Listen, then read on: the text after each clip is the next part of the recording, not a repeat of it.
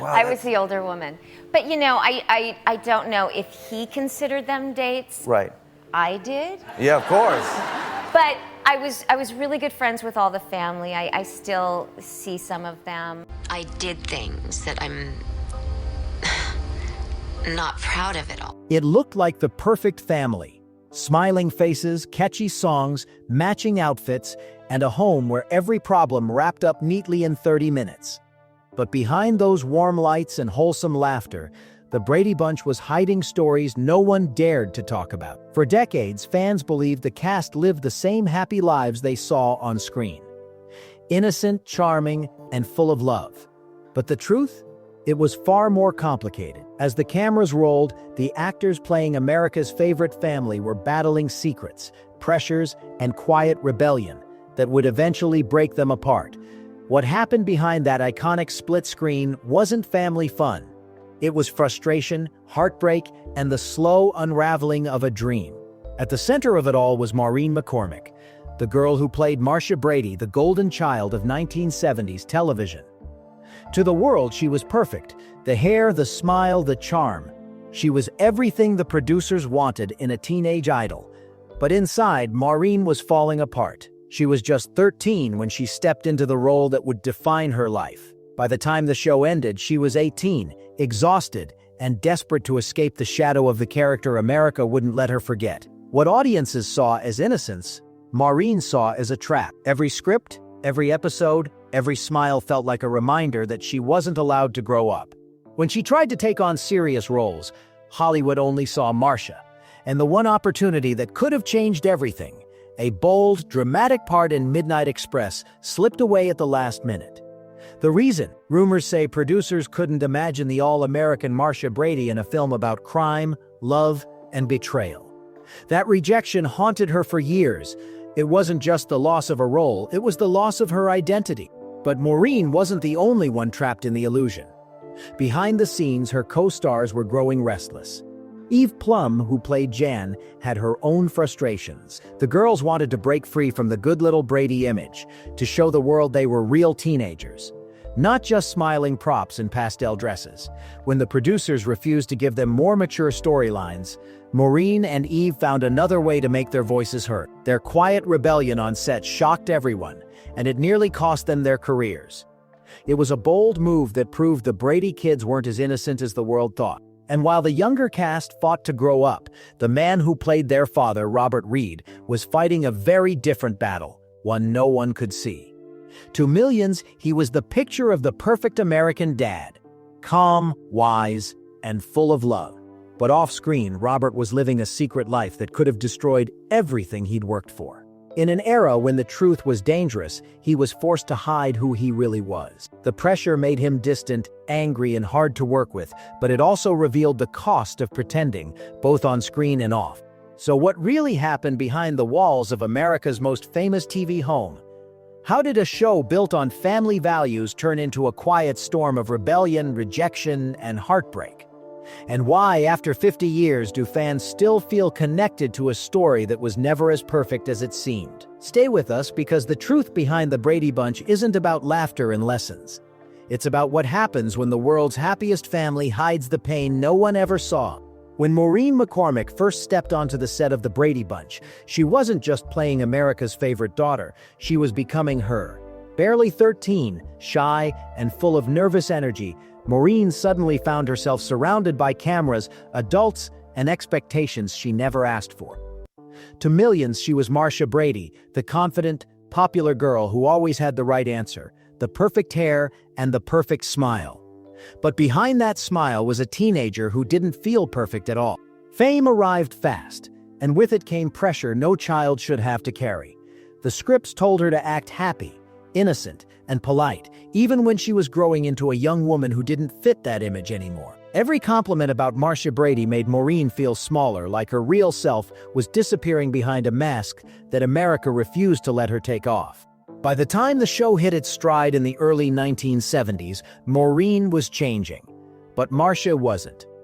The show's writers kept the Brady kids trapped in a never-ending bubble of childish lessons and cheerful resolutions. There were no awkward teenage crushes, no heartbreaks, no anger, just clean jokes and simple morals. Off-screen, Maureen was dealing with the same things every teenage girl does: confusion, curiosity, and the need to find her identity. Yet on set, she had to freeze herself in time, pretending to be a squeaky clean girl who never questioned anything. The older she got, the harder it became to separate reality from fiction. She would later admit that playing Marcia for so long made her forget who Maureen McCormick really was. As the seasons went on, frustration grew. She began asking for scripts that felt real, stories about dating, rebellion, or simply growing up. But the producers shut down every idea. They feared that showing a more mature Marcia might break the family-friendly image that sold so well on TV. For them, the Brady Bunch was a brand, not a biography. For Maureen, it was starting to feel like a cage. Every time she looked into the camera, she saw someone the audience adored, but not the person she wanted to become. The disconnect between who she was and who she had to be became unbearable. Her performance stayed flawless, but behind the scenes, she felt the pressure of being perfect gnawing at her confidence. When the final season wrapped in 1974, Maureen was 18, a legal adult who had spent her adolescence pretending to be someone else. For most young actors, the end of a show means freedom and opportunity. For her, it meant starting from zero. Casting agents still saw Marcia Brady, not Maureen McCormick. No one wanted to take the risk of hiring the good girl for anything daring or dramatic. That's when a glimmer of hope appeared. An audition for Midnight Express, a gritty, emotional drama that couldn't have been more different from the pastel world of the Bradys. For Maureen, it was a chance to break the mold, to finally prove she was more than a smile on a lunchbox. She walked into that audition determined to leave Marcia behind. The readings went well, the director seemed impressed, and for a brief moment, it felt like she was on the edge of a new beginning. But fate had other plans. The call that came next would change everything and remind her that Hollywood has a hard time letting its golden girls grow up. For the first time since the Brady Bunch began, Maureen McCormick felt like she had a real chance to start over. The project was Midnight Express, a hard-hitting crime drama about a young American imprisoned in Turkey after being caught smuggling drugs. The story was intense, shocking, and the kind of raw realism that could prove once and for all that Maureen was more than just Marcia Brady. When she read the script, she saw herself in a new light. The role of Susan, the main character's girlfriend, wasn't just another supporting part. It was layered, emotional, and complex. It demanded vulnerability, pain, and strength, all the things she had never been allowed to show on television. For Maureen, this wasn't just a job, it was redemption. In her autobiography, she recalled the excitement of that first audition. The room was filled with serious faces, producers, casting directors, and executives from Columbia Pictures. She remembered how quiet it was when she finished her reading, how every eye in the room stayed on her, and how for the first time in years, someone saw her as an actress again. The director called her back for a second reading, then a third. Each time, she walked out feeling like the weight of the Brady Bunch was finally lifting off her shoulders. It seemed inevitable.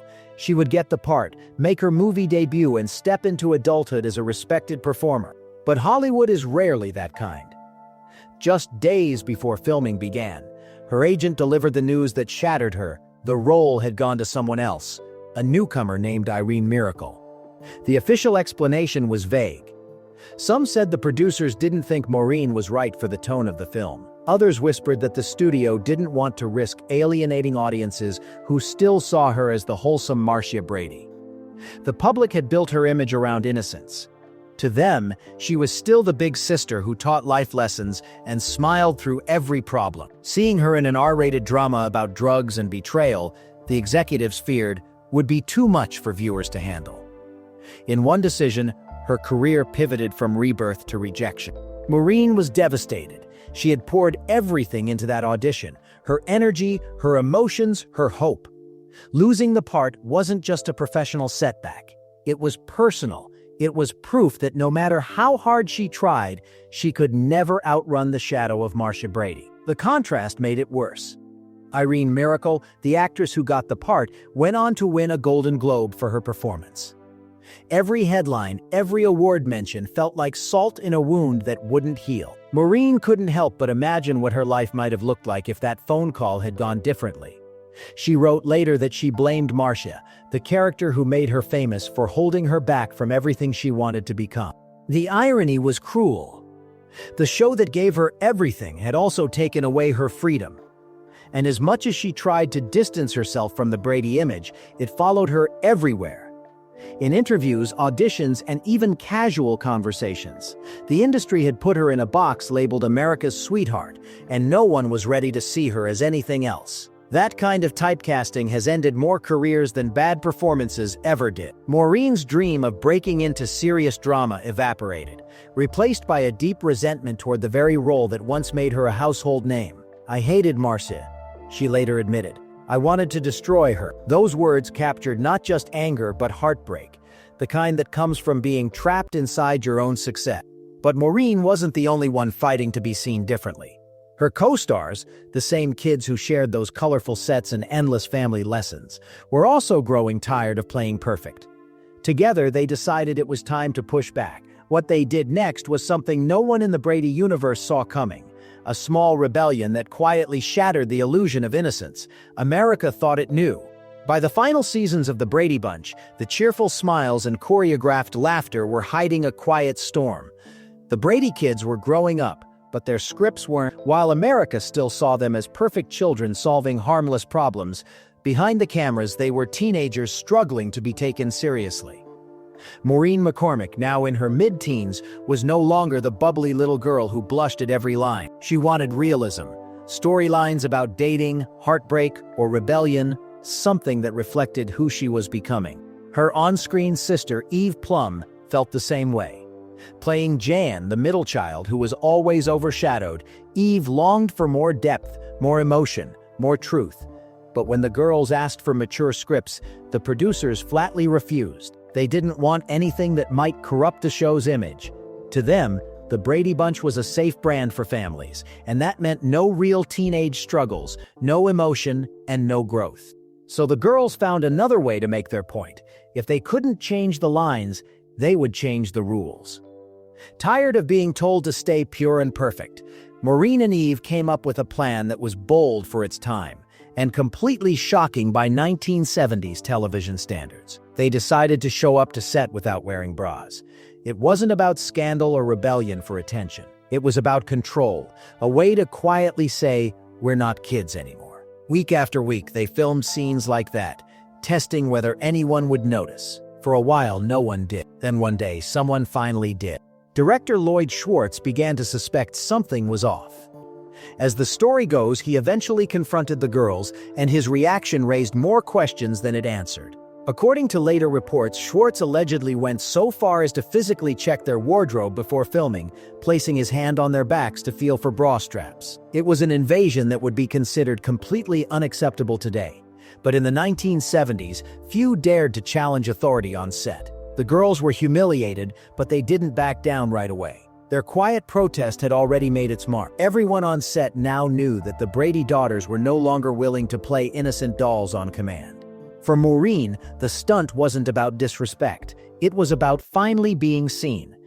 She had spent years following directions, being polite, smiling on cue. This was her small way of saying she was done pretending. Eve supported her, frustrated by the same limitations. They both wanted storylines that showed what real teenagers go through.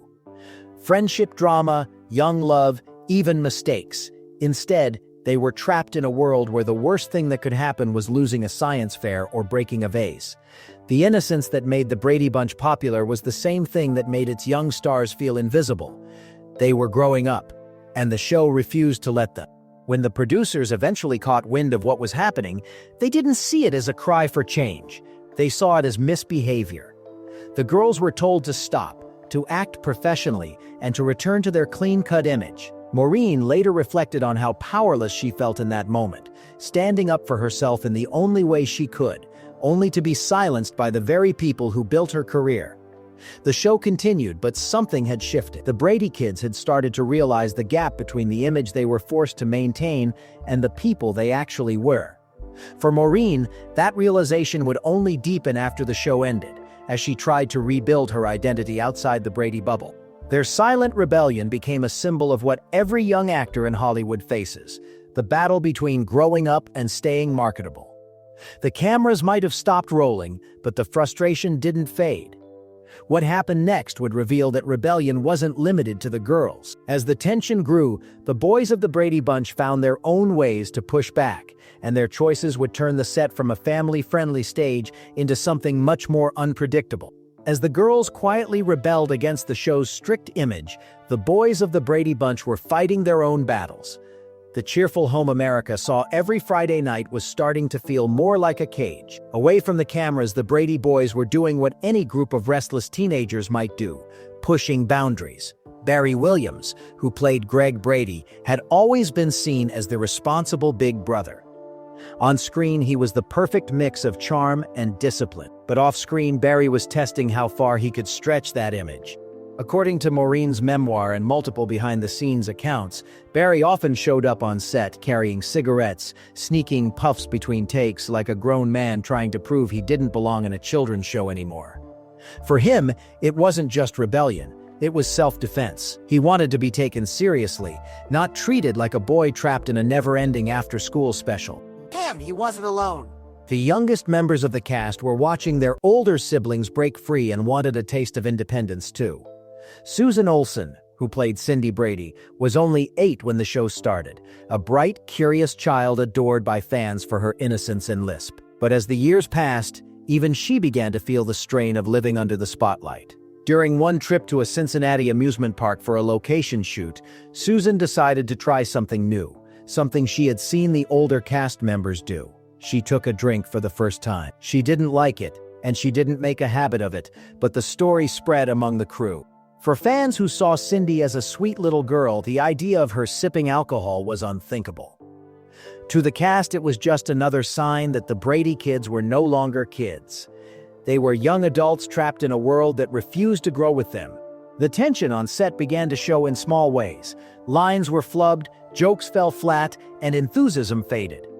The cast's laughter, once genuine, started to feel forced. They were all living double lives. Wholesome characters by day, restless teenagers by night. Some tried to mask their frustration with humor, others with rebellion. But nothing could change the fact that the show's writers refused to evolve. While the Brady Bunch continued to push a message of perfection, its stars were experiencing the opposite: the confusion, curiosity, and rebellion of youth. For Maureen, the disconnection between her real life and her on-screen image was now unbearable. The cast began whispering about how their characters could have grown up, what stories they could tell if the network just trusted them. Imagine Greg struggling with college pressures, or Jan falling in love, or Marcia making a mistake and learning from it. Those were the stories they wanted to tell, the stories that could have made the show timeless. But the producers said no. Keep it clean, they were told. The audience likes it that way. By the final season, many of the Brady kids were showing signs of fatigue. The magic that once filled the set was gone. The tight-knit cast that had once acted like a real family now moved through rehearsals like strangers stuck in a routine. Some of them began experimenting outside the set, looking for ways to express themselves that the show would never allow. They weren't bad kids, just trapped ones, struggling to grow up in a world that refused to let them change. In later interviews, Maureen described that period as the beginning of the end, not just for the show, but for her innocence. When the cameras stopped rolling, she and the others would often sit quietly, staring at the fake family home that had once felt like magic. It had become a symbol of everything they wanted to escape. The laughter, the lessons, the perfect endings, they all felt like lies. But what none of them realized was that the rebellion brewing on set was only part of the story. Because while the kids were fighting to grow up, the adults behind the scenes were hiding a truth far more complicated and far more dangerous than anyone watching at home could have imagined. Every television show starts with an idea, but the Brady Bunch began with a statistic. In 1965, a Los Angeles Times article reported that nearly 1/3 of all American marriages included children from previous relationships. At the time, divorce was still a taboo subject in mainstream entertainment. But the numbers told a different story. American families were changing. People were remarrying, raising stepchildren, and blending households. Television, however, hadn't caught up. That gap caught the attention of Sherwood Schwartz, a writer and producer with a knack for turning everyday life into heartfelt comedy. He believed audiences were ready to see a family that reflected reality, not fantasy. And so, the idea for the Brady Bunch was born.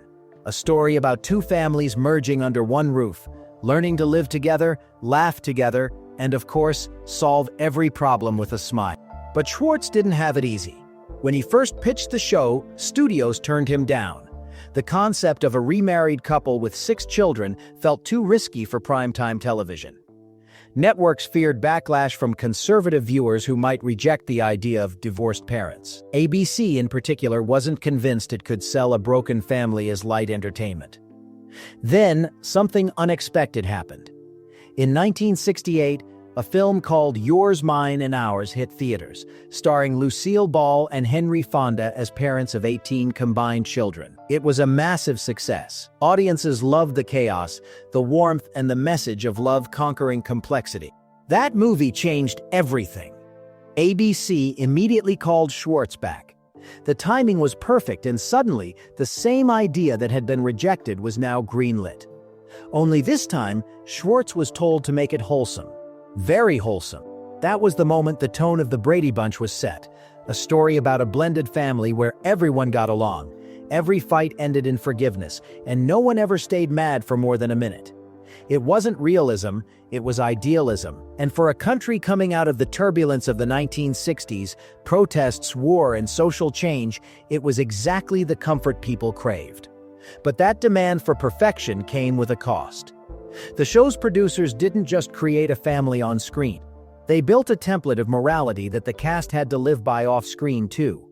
Image control became everything. Every photo, interview, and appearance had to match the Brady brand. To viewers, the actors weren't people. They were role models. Sherwood Schwartz once said that his goal was to make people believe in family again. And in many ways, he did. But behind the laughter and sunshine, his creation forced its young stars to live under impossible expectations. The Brady kids weren't allowed to fail, to grow, or even to be flawed. They had to embody the idea of perfection at all times. It wasn't just the scripts that were clean. Their entire lives had to be. While the audience watched a fantasy about unity, the cast was learning the painful truth about control. Still, Schwartz's vision worked. Even without top ratings, the Brady Bunch became a phenomenon. Kids across America saw themselves in the characters. Parents loved its simplicity. Families tuned in together, week after week, to escape the real world. But the very formula that made the show a hit was the same one that trapped its cast. The Brady kids had grown up on camera, but the world refused to let them move on. The show that was supposed to represent modern families had quietly become the opposite, a time capsule of innocence that couldn't adapt to reality. As the Brady Bunch grew into a household name, so did its smiling father figure, the calm, steady Mike Brady. Played by Robert Reed, he was the moral compass of the show, the kind of dad every kid wished they had. But off-screen, Robert Reed was hiding something no one could talk about back then, something that would explain the tension, the anger, and the emotional distance his co-stars sometimes felt. Because while the world saw him as America's perfect father, he was living a secret that could have destroyed everything.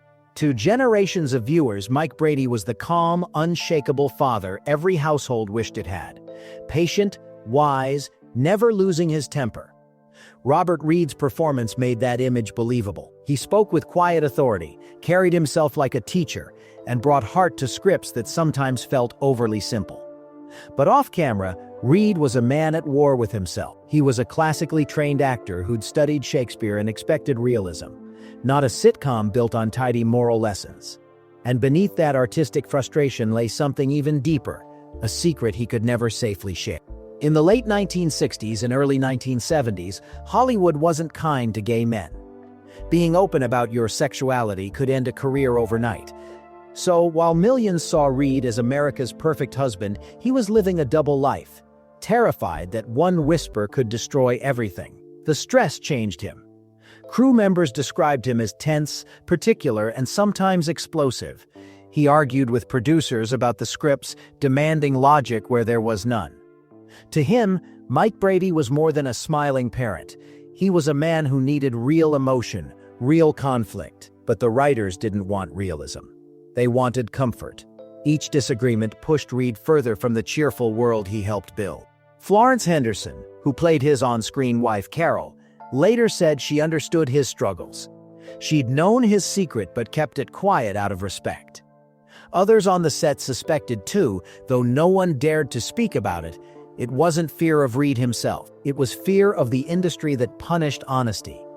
He carried that silence like armor, protecting his career but wounding his peace of mind. Some days he'd arrive on set withdrawn, focused entirely on doing his lines right and leaving quickly afterward. Yet whenever the cameras rolled, he transformed, giving warmth that felt effortless. The contradiction was heartbreaking. The man playing America's most open father couldn't be open about who he was. Reed's perfectionism often clashed with the show's simplicity. If a script seemed unrealistic, a plumbing problem fixed with a single pep talk, a moral dilemma solved in 30 seconds, he'd send long memos demanding rewrites. The producers usually ignored him, which only made his frustration worse. By the final season, tension between Reed and the creative team had reached its peak. He even refused to appear in the series finale after objecting to how implausible he found the plot. Behind the laughter track, the Brady household had stopped feeling like a family. When the Brady Bunch ended in 1974, the world moved on, but Reed couldn't escape his image any more than Maureen McCormick could escape hers. He found work in television, movies, and dramas, yet the label of TV dad stuck. Privately, he began living more authentically, but still carefully, aware that exposure could cost him everything. It wasn't until after his death in 1992 that the public learned the truth he'd guarded all his life. Friends revealed he had been proud of his craft, proud of his colleagues, but haunted by the secrecy that defined his generation. Looking back, his story feels tragic and noble all at once. Robert Reed gave the world a father figure built on love, guidance, and decency, all qualities he embodied, even while carrying a secret that no one should have had to hide. His quiet courage changed the meaning of perfection, because sometimes the most genuine people are the ones pretending the hardest just to survive. By the time the Brady Bunch ended, its cast was both famous and forgotten. The show had made them household names, yet trapped them inside roles they couldn't escape. The world saw perfection, the kind of family that didn't exist anywhere else, and expected the actors to live up to it long after the cameras stopped rolling. For Maureen McCormick, that meant carrying Marcia Brady everywhere she went. Casting directors smiled politely but dismissed her the moment she walked in. They wanted the innocence, not the actress. Every time she tried to reinvent herself, people saw the same smile, the same hair, the same wholesome energy that once made her beloved. What had once been a dream now felt like a curse. "You can't outgrow someone America fell in love with," she would later write. And she was right. Hollywood had no place for grown-up Brady. It wasn't just Maureen. Each cast member faced the same wall. Barry Williams couldn't shake Greg Brady's charm boy image. Eve Plum struggled to be taken seriously after years of playing the insecure middle child. Even the youngest, Susan Olsen, found herself invisible to producers who couldn't imagine Cindy Brady doing anything beyond pigtails and innocence. She tried to find work in radio, theater, even odd jobs behind the scenes. In one surprising twist, she briefly got credit for sound effects on an adult film after helping a friend with audio equipment, a harmless technical contribution that tabloids twisted into scandal. The irony was painful. The same industry that forced her to act pure now used her name to sell gossip. That was the cruel price of perfection. The cleaner the image, the harsher the fall when real life seeped through. The actors were never allowed to grow publicly, so when they finally did, the world called it rebellion. Decades later, fans still sent letters expecting advice, birthday wishes, or moral lessons, as if the Bradys had never left the living room. To millions, they were forever young, forever polite, forever perfect. But perfection comes with pressure, and the pressure came at a cost. The emotional toll of those years left marks that didn't fade easily. Maureen spoke about her struggles with identity, loneliness, and mental health after the show ended. She wasn't alone. Several cast members described post-show life as disorienting, a sudden drop from studio lights to silence. They had been part of something iconic, yet none of them could control the story that fame told for them. The world loved the idea of the Bradys, not the people behind them. That separation between image and reality became the invisible wound every child star carried. And yet, despite everything, the Brady Bunch never truly went away. Reruns kept it alive, and nostalgia turned it into legend. The actors were invited to reunions, spin-offs, interviews, and conventions. For some, it was healing, a chance to reclaim their stories. For others, it was just a reminder of what they'd lost. Every smile, every handshake, every fan photo was a ghost from a life they couldn't escape. Still, they kept showing up because that's what the Bradys did. They showed up, smiled, and made everyone else feel better, even when it hurt. It's easy to look back now and see the Brady Bunch as a symbol of simplicity, a time when families gathered around the TV to laugh together. But behind that simplicity was sacrifice. The children who played perfect learned the hardest truth of all. Fame built on innocence doesn't last, and the world rarely forgives its heroes for growing up. Even after the lights dimmed and the studio sets were dismantled, the Brady Bunch refused to disappear. The show that never topped the ratings somehow became one of television's most enduring legacies. Decades later, reruns filled afternoon schedules, and new generations grew up humming that cheerful theme song. It wasn't just nostalgia, it was comfort. In a world that kept getting louder, faster, and more divided, the Brady Bunch offered something familiar: laughter, predictability, and the belief that everything would be okay in the end. For fans, it wasn't just a TV show, it was a memory of a simpler time, even if that time never really existed. The irony was that the show found the success in reruns it never had during its original run. Between 1969 and 1974, it rarely cracked the top 30 in Nielsen ratings, and critics dismissed it as shallow family fluff. But viewers disagreed. They loved it, especially children who saw themselves in the Brady kids' harmless chaos. Letters poured in from fans begging to visit the Brady home, to meet their TV siblings, even to be adopted by the family. Sherwood Schwartz later said he received mail from real children threatening to run away and live with the Bradys. It was proof that his vision had worked. Even if the adults rolled their eyes, the kids believed in it completely. The show's popularity led to sequels, specials, and revivals. The Brady Brides, the Brady Bunch Hour, A Very Brady Christmas. Each new version tried to recapture the magic, and while none hit the same heights, they kept the family alive in pop culture. Decades later, networks continued reuniting the cast for interviews, game shows, and nostalgia specials. Even home renovation programs rebuilt the famous Brady house to look exactly as it did on screen, down to the last patterned couch. Time had turned the once struggling sitcom into a sacred piece of Americana. But for the people who lived it, that legacy was complicated.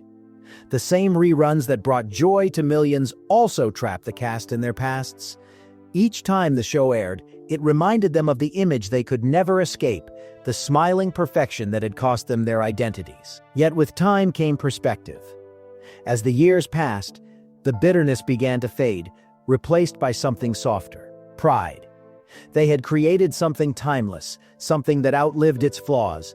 The Brady kids grew up, made peace with their memories, and learned to embrace the love fans still felt. For Maureen McCormick, the journey came full circle. After years of struggle, she began to see Marcia not as a rival, but as a part of herself. A girl who gave the world hope when it needed it most. Robert Reed's legacy, too, shifted over time. The man once forced to hide his truth was later honored for his courage, his professionalism, and the quiet strength he brought to television. What once were secrets became symbols of endurance, resilience, and change. And maybe that's why the Brady Bunch still matters. It wasn't real, not in the way families actually are, but it represented what people wished could be true. That love can fix mistakes, that kindness wins, that even in chaos, there's always laughter waiting at the end. Behind the scenes, the actors fought, rebelled, and broke under the weight of perfection, but the show they built endured, not because it was flawless, but because it was human. So as the years go by and reruns keep looping on screens across the world, the Brady Bunch stands as both a memory and a mirror. It reminds us that even the most polished stories are written by imperfect people. Maybe that's the real reason it survived, because in its perfectly staged world, we saw pieces of our own imperfect selves. Half a century later, the Brady Bunch still lives, not just in reruns or memorabilia, but in the hearts of everyone who grew up believing in it. Behind the smiles were mistakes, secrets, and pain that no one saw, yet somehow that only made the show more real. The Bradys may have been scripted, but the emotions behind them were not. Maureen's struggle to grow up, Robert Reed's silent truth, and the cast's quiet rebellions, all of it shaped a story far more human than the one written on the page. Maybe that's why the world never truly let them go. The Brady Bunch wasn't perfect. It was a dream we needed to believe in. A reminder that even in a divided world, family, however messy or fragile, could still mean something. So what do you think? Should the Brady Bunch have shown the real struggles behind those smiles, or was its perfect illusion exactly what America needed? Tell us what the Brady family means to you, because for many, they were more than just characters on TV. They were family.